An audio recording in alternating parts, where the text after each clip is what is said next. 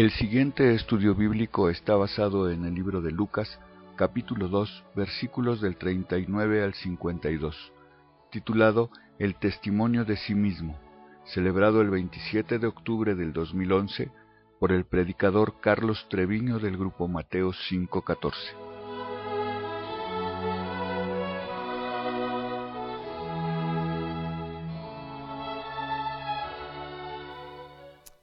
Bien, pues estamos en el capítulo 2 del Evangelio de Lucas, capítulo 2, y en esta noche vamos finalmente a terminar el capítulo 2.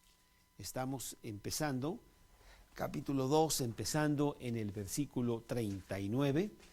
Voy a leer la palabra de Dios que dice así: después de haber cumplido con todo lo prescrito en la ley del Señor, volvieron a Galilea, a su ciudad de Nazaret, y el niño crecía y se fortalecía y se llenaba de sabiduría, y la gracia de Dios era sobre él.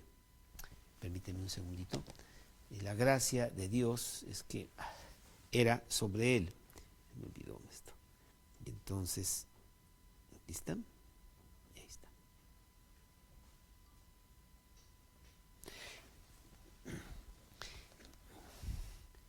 Iban sus padres todos los años a Jerusalén en la fiesta de la Pascua, y cuando tuvo 12 años subieron a Jerusalén conforme a la costumbre de la fiesta. Al regresar ellos, acabada la fiesta, se quedó el niño Jesús en Jerusalén sin que lo supiesen José y su madre. Y pensando que estaba entre la compañía, anduvieron camino de un día, y le buscaron entre los parientes y los conocidos, pero como no le hallaron, volvieron a Jerusalén buscándole.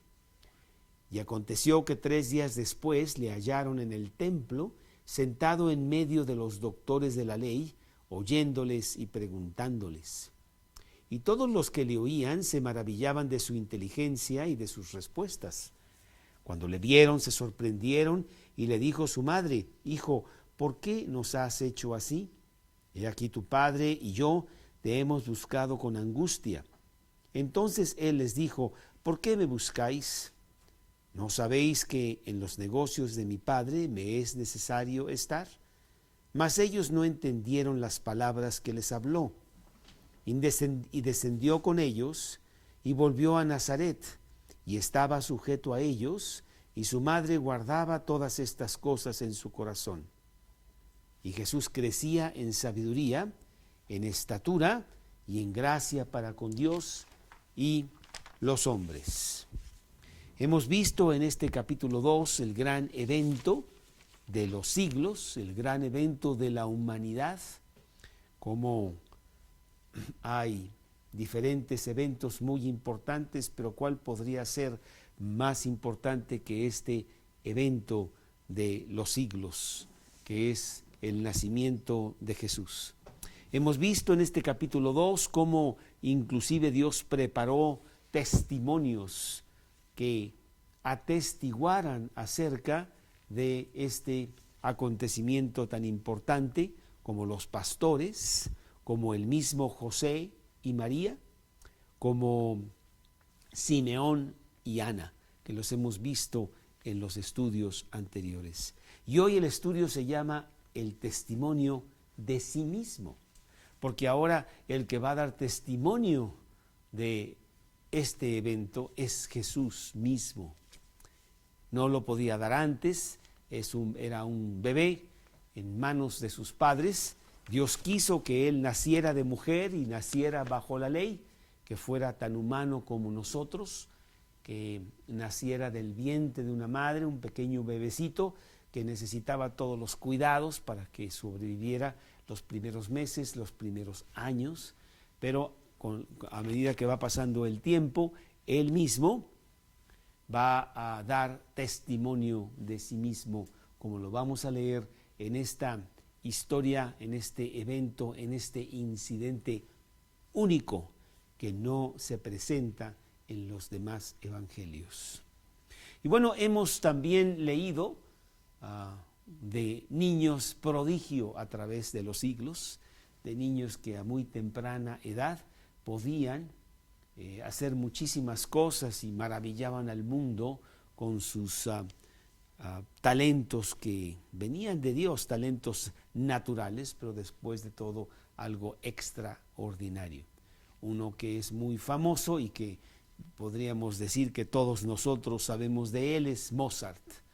Wolfgang Amadeus Mozart, a la edad de 3 años, ya tocaba el piano y ya estaba inclusive leyendo música a la edad de 3 años. A la edad de 6 años, Mozart ya estaba componiendo su primera sinfonía. Y no sé cuántas llevas tú, Gaby, pero Mozart realmente sí estaba grueso. Y también en esos años, cuando tenía 6, 7, 8 años, ya estaba viajando con su hermana y con su padre por toda Europa para llevar a todos los diferentes nobles la belleza de la música que él mismo estaba componiendo, ¿sí? Realmente un verdadero genio. Y otros muchos, el filósofo Stuart Mill, y varios que puedo aquí hablar, de John Quincy Adams, que fue presidente de los Estados Unidos a la edad de 13 años, era embajador de Estados Unidos en Francia. Entonces, bueno, no sé cómo te mides, no sé cómo te mides tú, Emma, pero pues la verdad sí nos sorprenden todos estos niños, pero ninguno de ellos podría llegar a lo que tenemos aquí de el Dios encarnado, que realmente es muy por encima de todos ellos. Está Jesús, que a la edad de 12 años tenía toda la sabiduría y conocimiento, así como completo entendimiento de su naturaleza y de su misión aquí en la tierra. A la edad de 12 años él sabía que él era Dios, él sabía por qué estaba aquí, estaba completamente consciente de lo que iba a hacer y cómo lo iba a hacer, ¿sí? Quizá un poquito antes no, porque bueno, él creció como todo niño. Ves cómo los niños van despertando en la lógica, en sus decisiones, en su entendimiento. Y bueno, él fue como un niño, pero a la edad de 12 años él tenía ya toda la mente de Dios. ¿Por qué? Pues porque él era Dios. Juan 1:14, que tú te lo sabes, Emma, ¿o no? Juan 1:14, ¿no? Y aquel verbo fue hecho carne y habitó entre nosotros. Y vimos su gloria, gloria como del unigénito del Padre, lleno de gracia y de verdad. O Juan 1:9, aquella luz verdadera que alumbra a todo hombre, venía a este mundo. Y bueno, el centro de este pasaje que estamos por estudiar en esta noche está en el versículo 49, en donde dice: entonces Jesús les dijo, ¿por qué me buscáis? Capítulo 2 de Lucas, versículo 49, ¿no sabéis que en los negocios de mi Padre me es necesario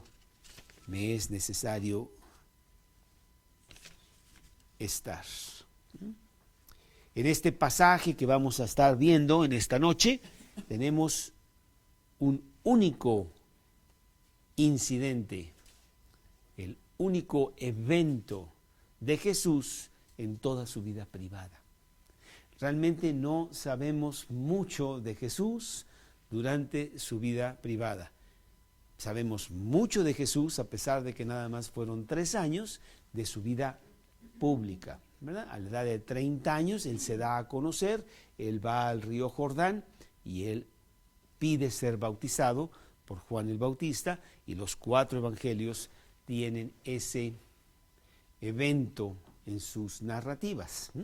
Pero solamente Lucas va hacia atrás y nos da mucho más de su nacimiento, mucho más de su niñez, muy detallado, y realmente de su niñez y de su vida como joven, de su vida como hombre, pero todavía en su vida privada. Este es el único evento conocido. Pero vamos a ver que es un evento importante, que era importante que Lucas lo pusiera aquí y que nosotros lo que nos supiéramos de eso. Aquí están sus únicas palabras, la única vez que él habla durante esos primeros 30 años. Que nos es también un poco sorprendente si viéramos la biografía de grandes hombres, pues sí hay más yoísmo, más egocentrismo de ellos, ¿verdad? El decir más cosas de ellos mismos, pero realmente de Jesús son unas cuantas palabras en los primeros 30 años. Sin embargo, realmente estamos hablando de un evento monumental, un evento de mucha importancia, porque es el testimonio de sí mismo. Él realmente va a hablar a la edad de 12 años de que Él es Dios, de que ya está mostrándose al mundo de que Él es el Dios encarnado.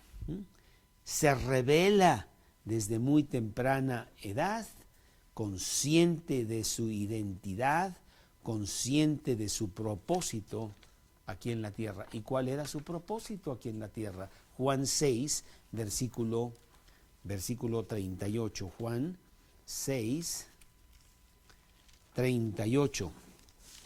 Dice Juan 6, 38, he descendido porque yo he descendido del cielo, no para hacer mi voluntad, sino la voluntad del que me envió. Y esta es la voluntad del Padre, el que me envió, que de todo lo que me diere, no pierda yo nada, sino que lo resucite en el día postrero. Estas palabras él las dice mucho más adelante, ya en su vida pública. He descendido para hacer la voluntad del que me envió. Pero desde los 12 años, exactamente le está diciendo eso a todos los que están sorprendidos que él está en el templo. Un niño de 12 años realmente no estaría en el templo, ¿no? Lo llevas a los estudios del martes y les dices que se porten bien, por favor, que se aprendan todos los versículos de su pastorela, que si lo hacen, mira, inclusive te doy un chocolate, te doy esto, pero por favor, necesito que atiendas y hagas eso, ¿no? Y bueno, a Jesús no le dieron ningún chocolate, ni tuvieron que decirle que por favor se esmerara en ir al templo, porque tenían que ir al templo, y te vamos a ver por qué, sino que Él está en el templo. ¿Por qué? Porque Él está muy consciente de quién es Él y qué es lo que Él está haciendo. Es el testimonio de Jesús mismo. Y empecemos con el versículo 39, aquí en nuestro pasaje de Lucas 1. En Lucas 2, tienes razón, Lita, gracias por tu ayuda. Ella siempre es mi asistente, si me pega así como, oye, di bien. No, claro. Yo tenía siempre, cuando empecé a predicar, la persona que me discipulaba se sentaba allá atrás. Y entonces él tomaba nota de todo y luego ella le daba mi papelito. Aquí te equivocaste y aquí te equivocaste y aquí no es cierto y esto no es así. Y bueno, pues ahí yo estaba yo. Entonces Lita es mi ayudante. Dice, no, es capítulo 2, versículo 39. Después de haber cumplido con todo lo prescrito en la ley del Señor, volvieron a Galilea, a su ciudad de Nazaret. Entonces ellos regresan de Belén a Galilea. Nos acordamos que ellos habían salido de Galilea para ir a Belén por concepto del empadronamiento que se exigía de parte de César Augusto. Y ahora están regresando a Galilea, pero, muy importante, vemos que aquí sí, por las razones que tú quieras, Dios no le permitió a Lucas, tan detallado que él es, de muchas cosas que pasaron antes que se fueran a Galilea. Entonces aquí podríamos nosotros tener que agarrar unas tijeras, cortar unos pasajes que están en Mateo y con un poquito de pegol o chicle, cuando menos, ¿verdad? Pegarlas aquí, porque aquí es donde van, ¿no? ¿Y cuál es el primer evento que tú te acuerdas? Muy importante, que no está aquí, que debió haber estado, y qué pasó antes de que fueran a Galilea. la venida, no los reyes, la venida de los magos. La venida de los magos que llegaron a Jerusalén y fueron a Belén a buscar al niño. Sí, sí. Entonces, evidentemente, también por razones que no entiendo muy bien, los padres de Jesús, José y María, se quedan en Belén durante un tiempo, quizá un año, quizá 2 años. Nos acordamos que Herodes manda matar a todos los niños de Belén menores de 2 años, porque ellos habían visto la estrella en el oriente. Toma mucho tiempo de caminata, de caravana, llegar hasta Belén, no sé cuánto tiempo, pero mucho tiempo. Y entonces ellos llegan, ellos buscan al niño y ellos lo encuentran en Belén. No fue el 6 de enero, no fue 15 días después de nacido, para nada, ¿no? Ni le llevaron tampoco regalos de Liverpool, no señor. Perdón, soy, ¿cómo se dice? Verdaderamente palacio, ¿qué? Algo así, no sé. No, sino que llegaron mucho más tarde, ¿sí? Y todo ese evento, toda esa llegada de esta caravana tan importante sucede en Belén y después ellos van a Galilea. Pero hay otro evento más, ¿quién me lo puede decir?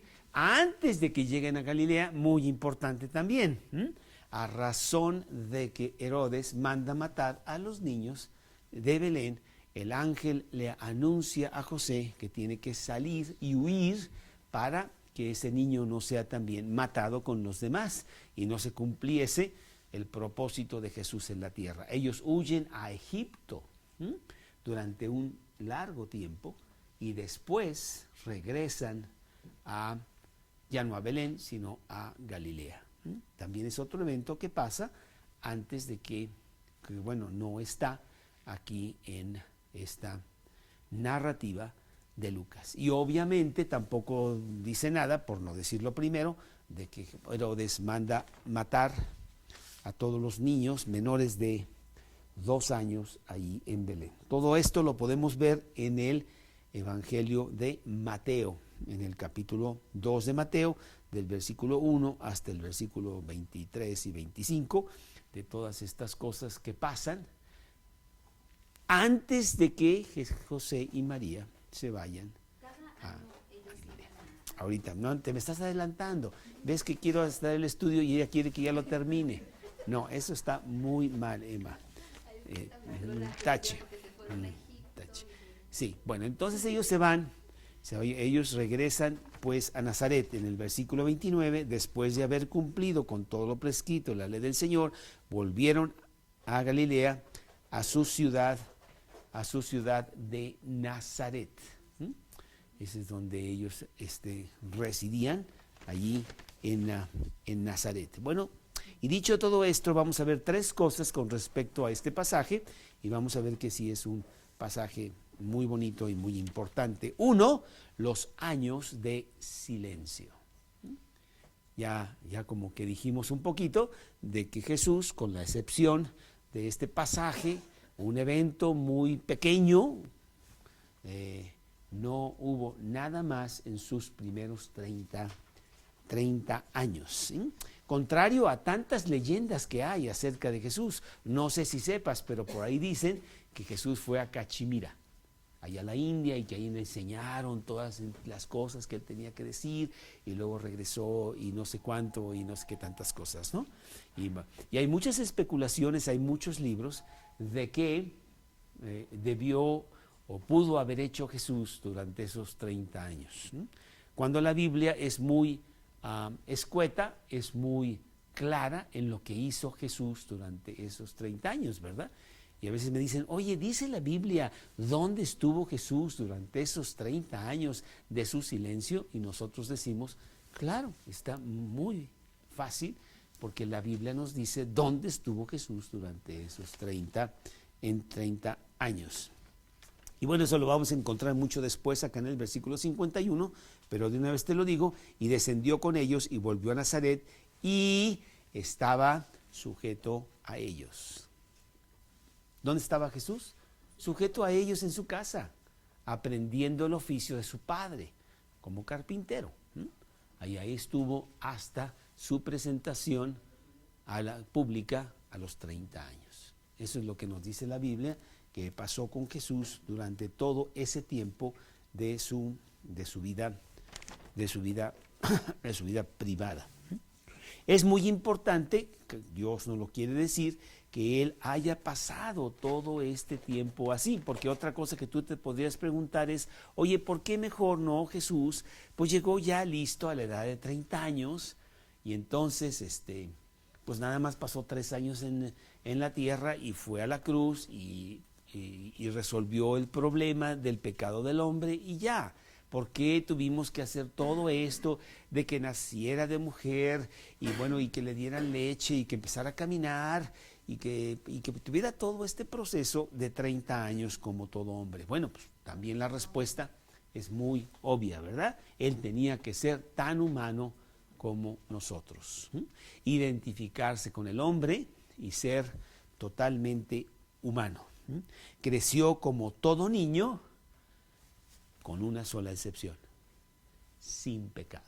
Dice la Biblia que no hay pecado en él. ¿Alguien se acuerda de un versículo que diga que no hay pecado en él? Primera de Juan, capítulo 3, probablemente en el versículo, quiero decir 8. Vamos a ver si es cierto. Capítulo 3, versículo, ya me equivoqué, porque no es 8, es el versículo 5, Primera de Juan, no me ayudaste en nada, Mina. Primera de Juan, capítulo 3, versículo 5. Y sabéis que Él apareció para quitar nuestros pecados y no hay pecado en Él. Y dice la Biblia que aquí en este versículo 40, que es el que estamos analizando de este primer punto, los años de silencio, en Lucas capítulo 2, versículo 40, dice, y el niño crecía y se fortalecía y se llenaba de sabiduría y la gracia de Dios era sobre él. Él tenía una buena fortaleza física, era fuerte, porque no tenía pecado que le minara. Era una persona ordenada en su vida. A veces tú ves a la persona aquella y tú dices, oye, ¿cuántos años tienes?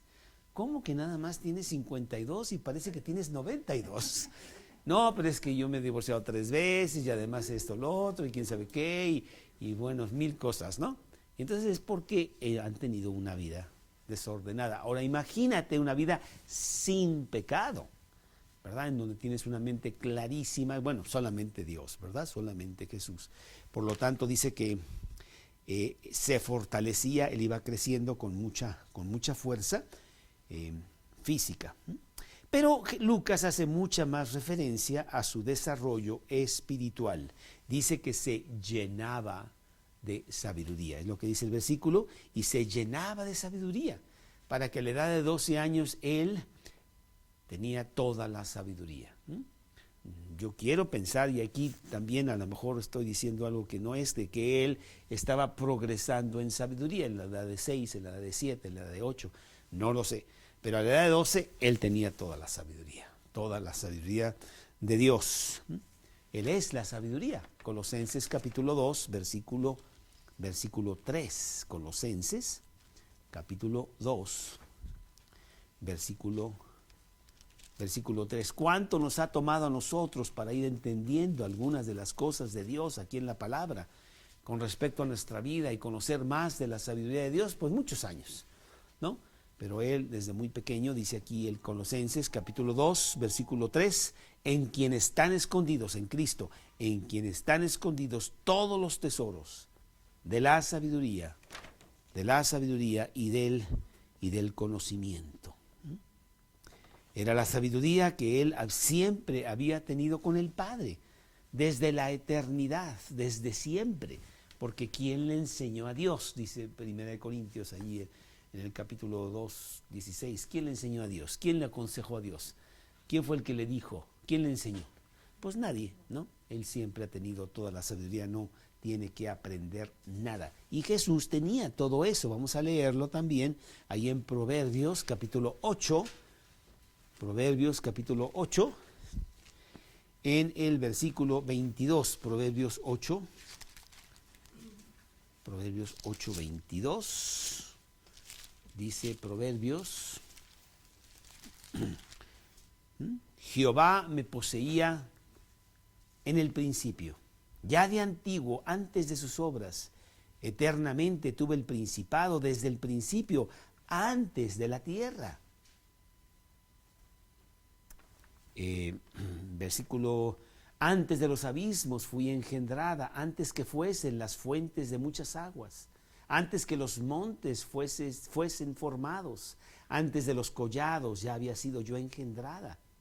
No había aún hecho la tierra, ni los campos, ni el principio del polvo del mundo. Cuando formaba los cielos, allí estaba yo.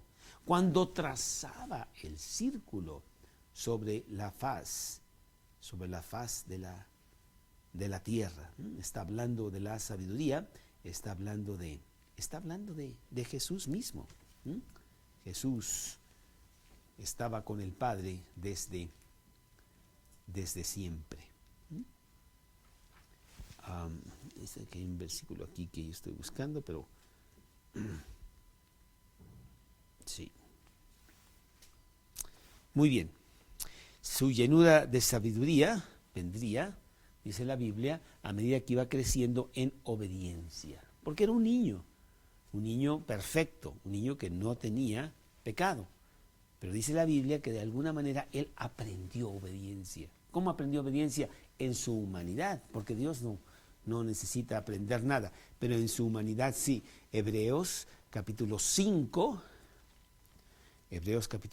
versículo 8. Hebreos 5, 8.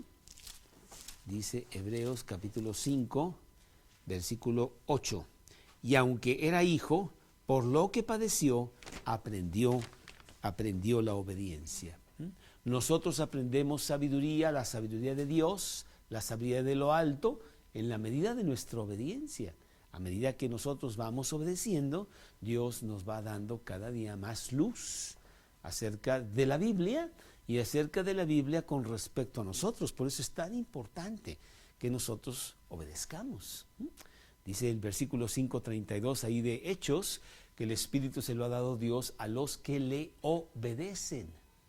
La llenura del Espíritu viene con respecto a la obediencia. Pero nos es tan difícil obedecer, Lita, porque nosotros somos desobedientes por naturaleza. Dice Efesios 2:2, Efesios 2:1. Nosotros somos hijos, 2:2. Hijos de desobediencia. Así vinimos. Y ahora que estamos en Cristo, pues Él sigue haciendo un gran trabajo en nosotros para que aprendamos obediencia. Y en la medida de esa obediencia, nosotros vamos a adquirir más y más sabiduría. Pero Jesús nunca cayó en tentación. Siempre las tuvo. Las mismas tentaciones que tienes tú, pero Él nunca cayó. Hebreos 4, capítulo 15, porque no tenemos un sumo sacerdote que no pueda compadecerse de nuestras debilidades, sino uno que fue tentado en todo, según nuestra semejanza, pero sin pecado. Entonces es la única diferencia. Y luego dice el versículo que la gracia de Dios estaba sobre él. No la gracia de salvación. Jesucristo no necesitaba salvación, sino el favor de Dios. Este es mi Hijo amado en quien yo tengo complacencia, dice el Padre con respecto a su Hijo, ahí cuando se está bautizando en el Jordán con Juan el Bautista, ¿sí? Él es recipiente de gracia porque tiene toda la gracia de Dios y Él es el dador de la gracia. Es muy importante eso. ¿Quién es el dador de la gracia? ¿Quién es el que da la salvación? Cristo, ¿no? Esta mañana me estaba acordando del Ave María, gracia plena, dice la cantante, tan bonita canción esa, ¿no? Pues gracia no plena, perdóname, ella era recipiente de gracia, no dadora de gracia. Es un gran error que se ha cometido de que ella es dadora de gracia. Ella no puede dar lo que no tiene. Ella necesitaba un Salvador y el Salvador le dio gracia y el dador de la gracia es Cristo. Y lo vemos también por todos lados. Podemos poner Gálatas 6, 18 y aquí puedo poner 1000 versículos. Pero quise poner 1 o 2 nomás para decirte que efectivamente el dador de la gracia es es Jesucristo. Hermanos, la gracia de nuestro Señor Jesucristo sea con vuestro espíritu, dice Gálatas 6:18, o Romanos capítulo 1, versículo 5, Romanos 1:5, por quien recibimos la gracia y el apostolado, dice Pablo. Está hablando de Jesucristo, por quien recibimos la gracia. El día que nosotros recibimos a Cristo en nuestro corazón, ese día Dios impartió gracia para con nosotros, ¿no?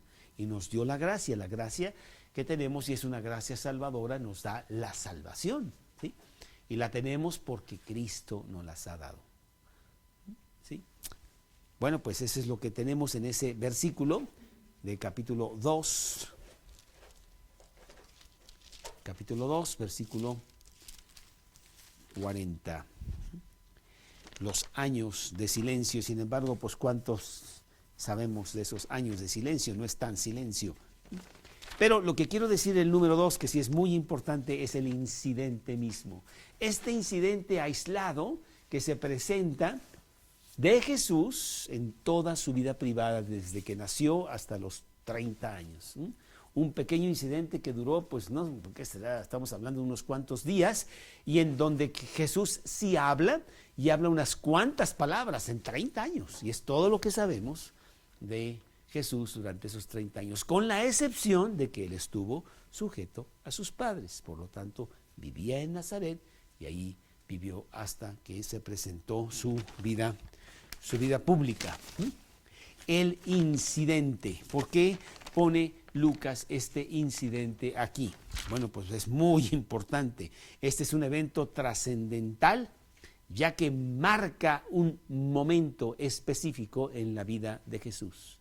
Es el momento en donde él se desprende de sus padres terrenales y adquiere el advenimiento de su Padre celestial. De aquí en adelante vemos a Jesús ya progresivamente decir mujer. Eres mi madre terrenal, eres un instrumento que Dios usó para que yo naciera, pero te veo como una mujer, no te veo como mi madre. Dios no tiene madre, ¿no? ¿Sí? Ni tampoco ni abuela, ni tía, ni toda una familia. Es sencillamente Dios y ya, ¿no? No es como los dioses de griegos, en donde sí había, pues era un lío ahí, ya no sabías quién era qué, y el hijo de Zeus, y el otro, era todo un enredo, ¿no? No, aquí nada más es un solo Dios en tres personas. Y en este evento vemos que a la edad de 12 años, porque se preparaba el niño, a los 11, a los 12, porque a los 13 años él era responsable ante Dios y se le llamaba hijo del pacto. Ahora tú ya tienes toda la responsabilidad, todo el privilegio, sabes todo en cuanto a Dios, desde el punto de vista de tu posición, y ya eres un adulto en cuanto a las cosas de Dios. Entonces, a la edad de 12 años, que es realmente el último año de esto, dicen que va Jesús al templo. Ahora sí te puedo contestar esto, Emma. Ellos iban al templo, ellos iban a Jerusalén cada año. Eso es lo que decía la ley que fuese. Y lo vamos a leer acá en Deuteronomio, capítulo 16, versículo 16. ¿Hay alguien insistentemente hablando a esta casa? Probablemente para cobrar, yo creo, no sé. Pero bueno, lo dejaremos que siga hablando. 16, Deuteronomio. Dice 16 de Deuteronomio: 3 veces cada año aparecerá todo varón tuyo delante de Jehová, tu Dios, en el lugar que él escogiere, en la fiesta solemne de los panes sin levadura, en la fiesta solemne de las semanas, y en la fiesta solemne de los tabernáculos, y ninguno se presentará delante de Jehová con las manos vacías, cada uno con la ofrenda de su mano, conforme a la bendición que Jehová tu Dios te te hubiere dado. Entonces era un mandamiento de Dios que ellos fueran a Jerusalén cada año 3 veces. Con el tiempo eso se hizo muy impráctico y entonces ya iban una sola vez. Iban durante el tiempo de la Pascua. Acuérdate que es la Pascua, que es la comida de la Pascua, que representaba la muerte de Cristo, la muerte del Cordero, y 7 días de pan sin levadura. Eran 8 días de fiesta, y todo el mundo debería ir a Jerusalén. Bueno, con el tiempo, pues ya era un enredo ir a Jerusalén, todos en la fiesta aún de la Pascua. Entonces unos iban unos cuantos días nada más, como, no sé, pero ese era el requerimiento. Y ellos, muy devotos, realmente María, José, iban cada año. Dentro de su situación, a lo mejor cuando estuvieron en Egipto, Emma, pues no fueron, porque estuvieron en Egipto, ¿verdad? Pero ellos sí trataban de cumplir con ese requisito de Dios. No se pedía que fuera la mujer, no se pedía que fueran los niños, pero la fiesta de la Pascua era una fiesta familiar. Y las personas realmente serias para con Dios sí lo hacían. Y oye, y era todo un viaje para mucha gente, muy pesado. Decían, no, pero esto es lo que Dios dice, yo quiero estar en Jerusalén, yo quiero pasar la Pascua allí, porque eso es lo que Dios tiene para mí. Y entonces van, en este año específico, es el último año de la niñez de Jesús, digamos, ¿verdad? Van para prepararlo, el siguiente año ya se le presentaría a Jesús como un hijo del pacto. Y entonces van y ese es el año que Lucas nos menciona aquí como un evento importante en Jesús, en la vida de Jesús. Dice el versículo 41, iban sus padres todos los años a Jerusalén en la fiesta de la Pascua, y cuando tuvo 12 años subieron a Jerusalén conforme a la costumbre de la fiesta. Entonces probablemente José y María sí se quedaron toda la fiesta, que son 8 años. Y el evento por el cual Lucas piensa que es muy importante el ponerlo aquí es porque sí vamos a ver este distanciamiento de Jesús como niño y aún como humano, porque va a decir mi verdadero padre pues es otro, no eres tú José, ni tampoco José y María son mis padres. Esto sería ya muy certero después en su vida pública, en donde lo haría él con mucha fuerza, distanciarse de su familia, porque él estaba realmente con otra perspectiva no humana. Lucas 8, 19 al 21. Lucas 8, 19 al 21. Entonces su madre y sus hermanos vinieron a él, pero no podían llegar hasta él por causa de la multitud. Y se le avisó diciendo, tu madre y tus hermanos están fuera y quieren verte. Él entonces respondiendo les dijo, mi madre y mis hermanos son los que oyen la palabra y la hacen. Entonces vemos que en las bodas de Caná, cuando María le va a pedir que haga algo con respecto al vino, mujer, ¿qué tienes conmigo? Le dice, ¿no? No le dice mami ni nada de eso, ¿no? Le dice mujer, porque realmente sí ya hay un distanciamiento. ¿Sí? Pero es un distanciamiento que empieza desde este momento aquí a la edad de 12 años.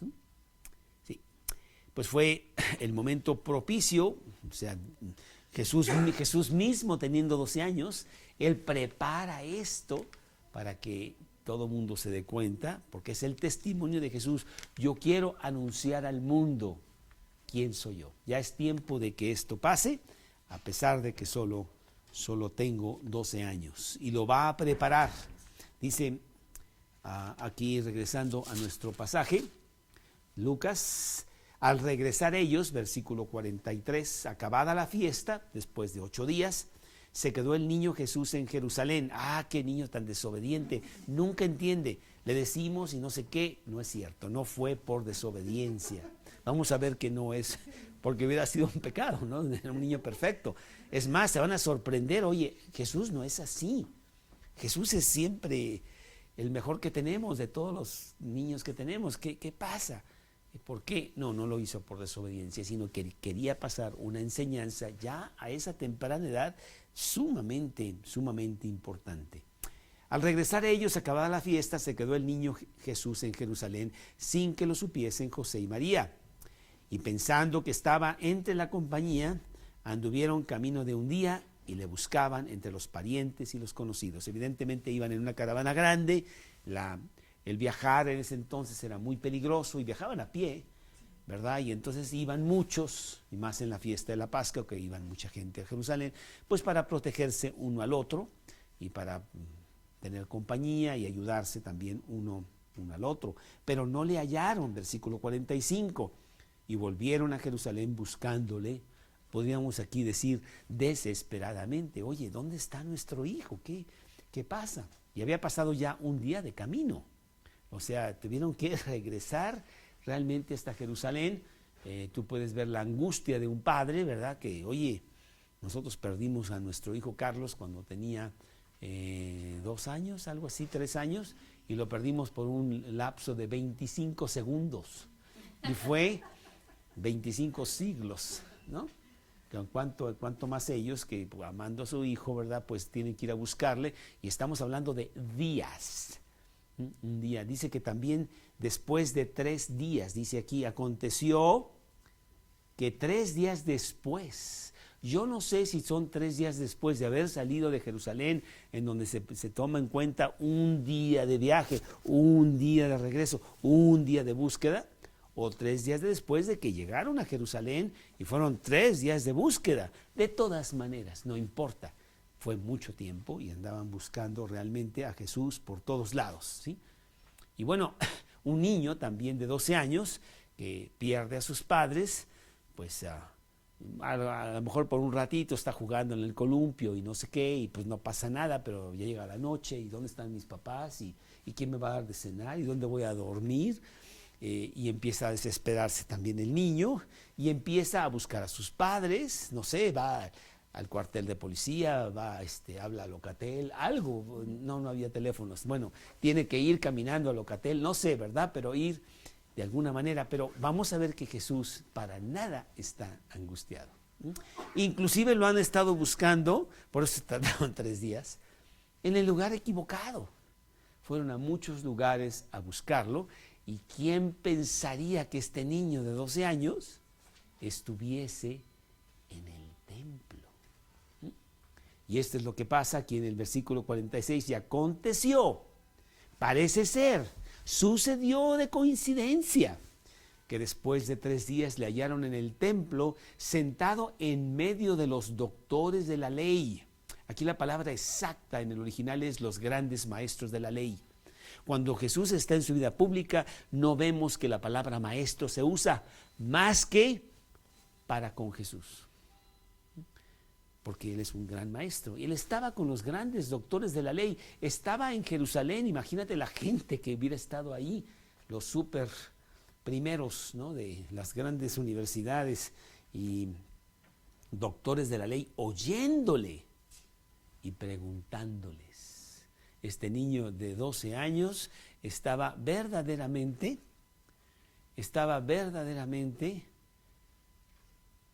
impresionando, maravillando es la palabra. Oye, ¿a qué universidad fuiste tú? Oye, ¿de dónde? Tú no estuviste a los pies de Gamaliel, no tienes ni 12 años. Gamaliel no admite discípulos a la edad a tan corta edad. ¿De dónde tienes tú toda esta sabiduría? Bueno, pues él tenía toda la sabiduría de Dios. Todos los que le oían se maravillaban de su inteligencia y de sus respuestas. Fíjate que dice aquí, y de sus respuestas. Eso es muy interesante. Regularmente el discípulo está preguntando, oye, esto y el otro, pues mira, niño, así y acá, y esto y el otro. Y de repente él les está contestando a ellos. Él les está contestando como después lo haría en su vida pública, en donde los fariseos venían a preguntarle, aquí tenemos esta moneda y la inscripción es del César, ¿es pues lícito dar dinero al César o a Dios? Que ya lo agarramos, no va a poder responder esa. Y dice que desde los 12 años ya podía bien responder perfectamente las cosas porque tenía la sabiduría de Dios, ¿sí?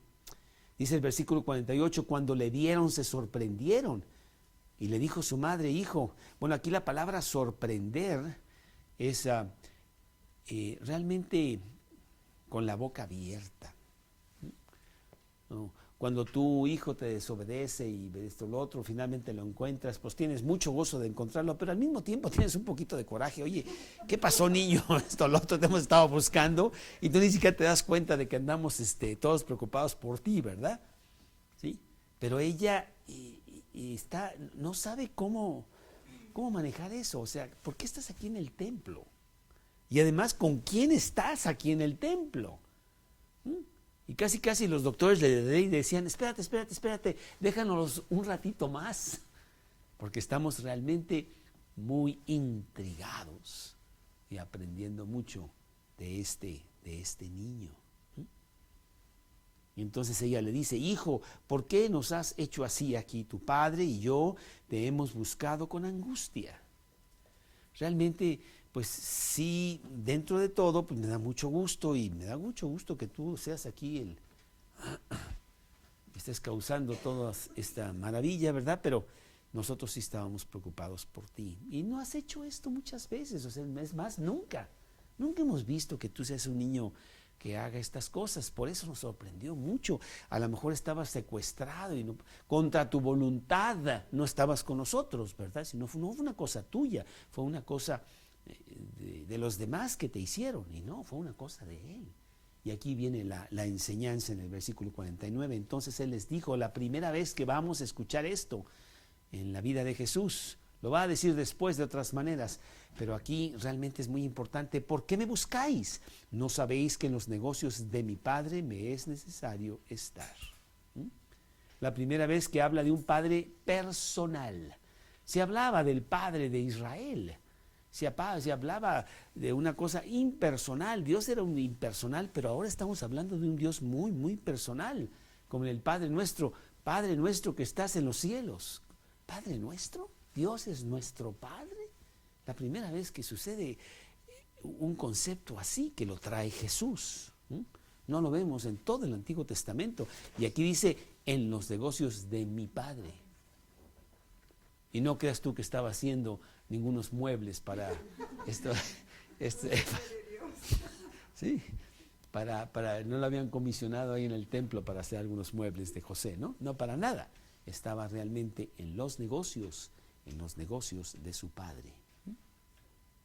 Ellos no entendieron las palabras que les habló y descendió con ellos y volvió a Nazaret. Aquí hay un punto muy importante que sí quiero mencionarlo, porque la palabra hijo es una palabra bien importante en el hebreo y a lo mejor en español no la vemos con tanta importancia, porque en español hablamos de origen. Antonino es hijo de Antonino, es su padre, ¿verdad? Es su padre físico, él lo trajo al mundo con su esposa y es su hijo, y tenemos un papel que así lo atestigua y usamos la palabra así, de esa manera. Pero aquí nos está hablando de esa manera en el hebreo. En el hebreo es naturaleza más que origen. Naturaleza más que origen. Por eso los judíos estaban muy enojados con Jesús cuando Él dijo que Él era Hijo de Dios. ¿Hijo de Dios? Quiere decir que eres igual a Dios, provienes de Dios, son iguales. Y hasta cierta manera podemos decir eso. Antonino es hijo de Antonino. Y entonces, ¿verdad? Pues tiene las características, la sangre, etcétera, de Antonino. Y en ese concepto está hablando Jesús con los fariseos cuando les dice, yo soy hijo de Dios. Entonces tú te dices que eres Dios. Y esa era la gran blasfemia. Y por eso mandaron realmente a Jesús, o fue la excusa para mandar a Jesús a la muerte. Capítulo 5 de Juan, versículo 18. Juan 5, 18. Por esto los judíos aún más procuraban matarle, porque no solo quebrantaba el día de reposo, sino que también decía que Dios era su propio Padre, haciéndose igual a Dios, ¿sí? Ese era el problema. Ellos entendían la palabra hijo correctamente. Mateo capítulo 27, versículo 26. Mateo 26, 63. Mas Jesús callaba. Entonces el sumo sacerdote le dijo: te conjuro por el Dios viviente que nos digas si eres tú el Cristo, el Hijo de Dios. Porque si tú dices que eres el Hijo de Dios, estás diciendo que eres Dios. ¿Sí? En Juan capítulo 10, versículo 30 dice: yo y el Padre uno somos. Yo soy el Hijo de Dios. ¿Sí? Y hijo en cuanto a eminencia, ¿sí? Cuando dice yo soy el primogénito, yo soy el unigénito, oye, espérame, entonces primogénito, unigénito, ¿eso quiere decir que fuiste creado primero? No, porque no está hablando de origen, está hablando de eminencia, está hablando de ser el único. La palabra monogenes, monogenes, unigénito, o prototocos es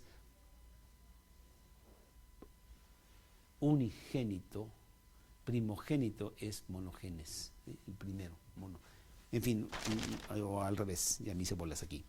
No importa, lo importante es de que él estaba hablando de que él era Dios, y realmente sí lo estaban entendiendo muy bien.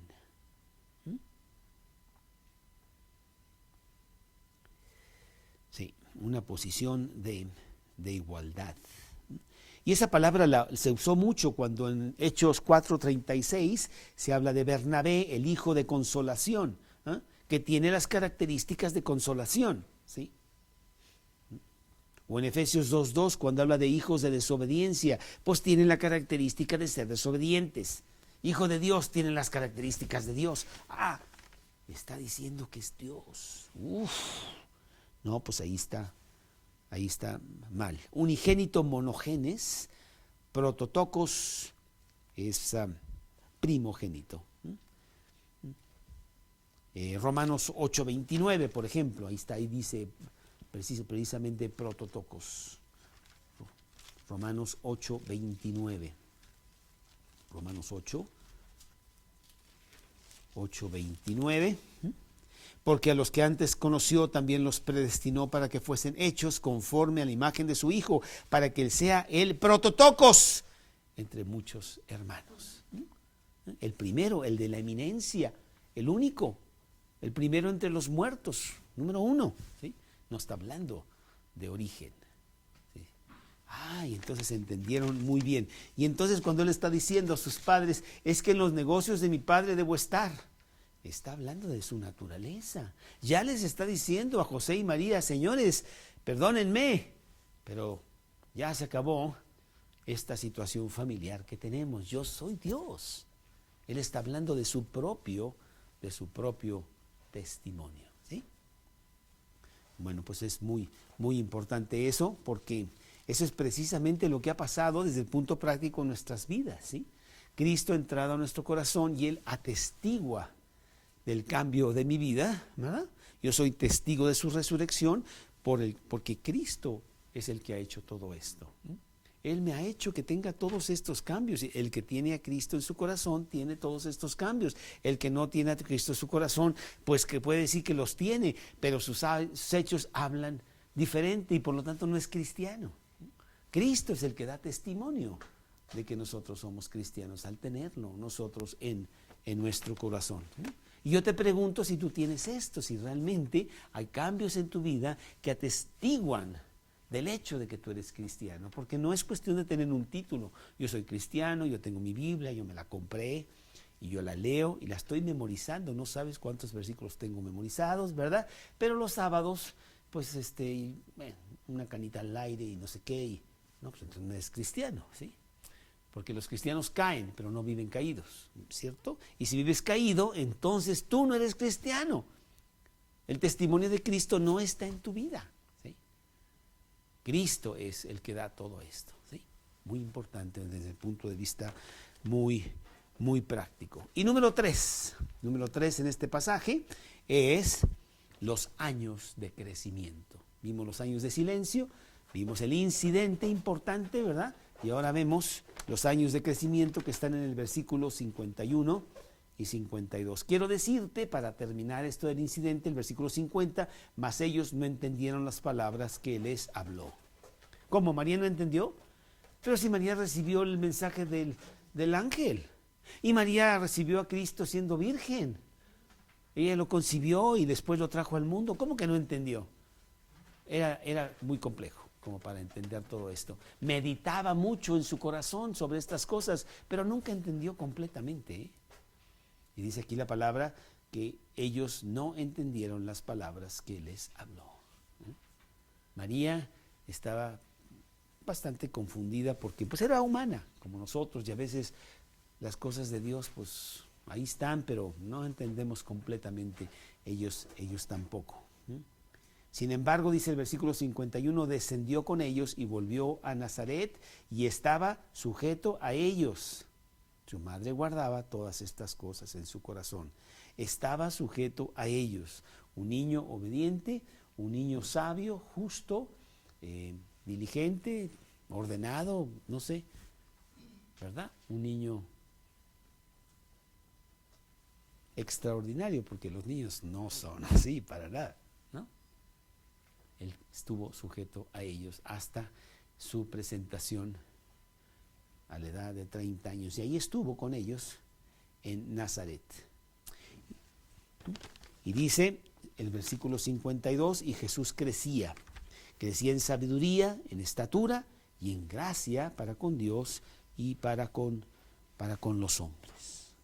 Todo lo que sabemos de su vida privada es esto.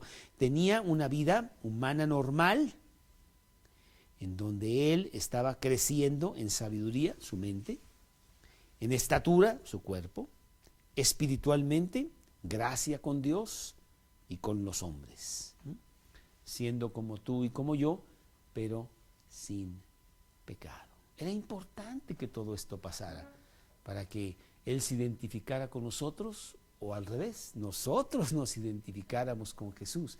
Qué fácil es para nosotros ir con Jesús, ¿verdad? Él es como yo, él lloró, él sufrió. Es más, no vemos por ahí en ningún versículo que diga que él rió. ¿Por qué? Porque la vida es muy, muy seria, y él veía con gran dolor la situación del hombre. Y él pasó lo mismo que nosotros, pero sin pecado. Y el tenerlo como Salvador es maravilloso porque él me entiende. A veces me dicen, no, yo voy a María porque ella me entiende, porque ella es la madre tierna y no sé qué. No, ella no te entiende. No, es una pecadora. El que realmente nos entiende es Jesús, porque Él es Dios. Pero al mismo tiempo fue 100% humano en todos los aspectos. Tuvo hambre, tuvo sed, todo, como tú y como yo. Y podemos ir a Él con gran confianza. Él es nuestro consolador, nuestro consejero, nuestra fuerza, roca, nuestro escudo para salir adelante diariamente. Qué difícil se nos hace ver allá afuera tantas personas. En estos 2 días, nosotros realmente no vemos televisión. En estos 2 días hemos visto televisión, nos hemos levantado a las 7:30 porque va a haber el programa de donde nosotros vamos a estar en la televisión, y no pasó antier, y no pasó ayer, y no pasó hoy. Nos dijeron que mañana salimos en la televisión a las 7:30 de la mañana en el canal 2, Primeras Noticias. Pero yo estuve 45 minutos en la televisión viendo las primeras noticias, y yo salí así como que parecía que me había tomado 5 tazas de café, porque ahí me dijeron todos los robos, todos los extravíos, todos los malvados, y quién explotó y dónde se murió, y todos los incendios, y bueno, así. Y yo dije, ¿y así empieza la gente el día? Oye, yo estoy para que me dé un ataque al corazón con tantas cosas que pasaron, ¿no? Ya. Y después de eso me fui a estudiar este estudio, y tuve un buen rato de no podía concentrarme, porque estaba así como que, Oye, y luego salen 1000 comerciales, ¿no? De que realmente para que tú seas bella necesitas ponerte la crema de no sé qué, porque ahí en el Palacio de Hierro, y ella habla y dice, yo quiero atestiguarles que cambió mi vida, esta crema. Y yo decía, bueno, está bien. O sea, no sé cómo le hace la gente, ¿eh? Que yo veo cómo de una manera regular yo lo hacía. Lo primero que hacíamos en la mañana era prender el radio o prender la televisión, ¿no? Necesito saber qué está pasando. Sí, pero para que ya sabes, son puras cosas malas. Y además el radio y la televisión te las van a extender porque de eso comen. Si no hubiera noticias, pues no tienen chamba, ¿sí? Entonces, no, fue terrible estos 2 días, la verdad, así como que, y Karina me dijo, ¿por qué me levantaste? Yo quería dormir un ratito más y para ver a esta bruja que está ahí cantando en el concierto de no sé qué, con la crema de no sé cuánto, la verdad, no. Pero bueno, así es. Qué maravilloso cómo ha cambiado nuestra vida, que ya no necesitamos. Al contrario, en la mañana queremos silencio. Un poquito déjame empezar despacito, ¿no? Así como rico. En lugar de los primeros minutos de tu vida ya están totalmente desquiciados, ¿sí? Qué maravilloso ver tener a este gran Jesús que nos está dando toda esta sabiduría. En Él está la sabiduría y quiere irnosla pasando a nosotros de día en día. Qué gran banquete es el tener a Jesús a diario. Vamos a orar.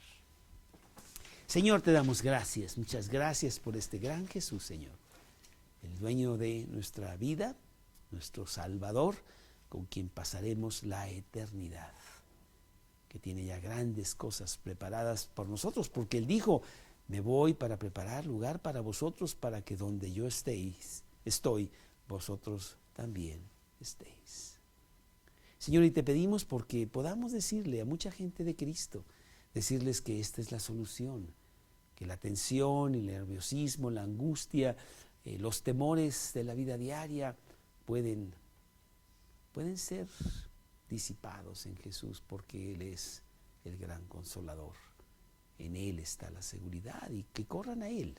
Señor, danos la oportunidad de hablar de Cristo con otras personas, decirles que esta es la solución, no una solución, la solución. Que podamos traerlos aquí a los estudios, que aprendan todo esto, que se apoderen de la palabra de vida, la Biblia. Qué triste que no tengan una Biblia abierta, no saben. Alguien les tiene que decir que seamos nosotros, Señor. Te lo pedimos en el nombre de Cristo Jesús.